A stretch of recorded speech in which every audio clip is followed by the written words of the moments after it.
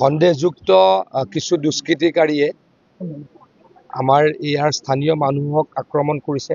আমি কঠোৰ শাস্তিৰ ব্যৱস্থা নিশ্চয়কৈ কৰিম, কাৰণ এনেকৈ ঘৰত সোমাই আহি কাটা এইটো আমাৰ কালচাৰ নহয়, এইটো বাংলাদেশী কালচাৰ। সেই কালচাৰৰ বিৰুদ্ধে আমি চিৰিয়াছলি কাম কৰিছোঁ। এতিয়ালৈকে 11জন ব্যক্তিক আমি এৰেষ্ট কৰাইছোঁ বা পুলিচে কৰিছে, আৰু কঠোৰ শাস্তি দিবলৈকে আমি যিমান কৰিব লাগে কৰিম। এনেকৈ অৰাজকতা অন্তত আমাৰ সমষ্টিত কৰিবলৈ কাকো দিয়া নহ'ব। অৰাজকতা কৰিছে তাৰ বিৰুদ্ধে কঠোৰ ব্যৱস্থা ল'বলৈকে প্ৰশাসনক নিৰ্দেশ দিছোঁ, আহ্বান জনাইছোঁ। পৰৱৰ্তী সময়ত যাতে কোনো নকৰে তাৰ বাবে কঠোৰ নিৰ্দেশ দিছোঁ।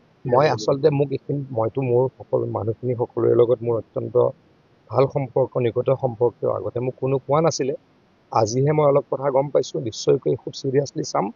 ইয়াত যাতে আমাৰ মানুহখিনি কোনোৱে বিপদত পেলাব নোৱাৰে, কোনোৱে বেয়া ক'ব নোৱাৰে, বেয়া কৰিব নোৱাৰে, তাক কঠোৰভাৱে সতৰ্ক কৰি কঠোৰ দৃষ্টি ৰাখিম।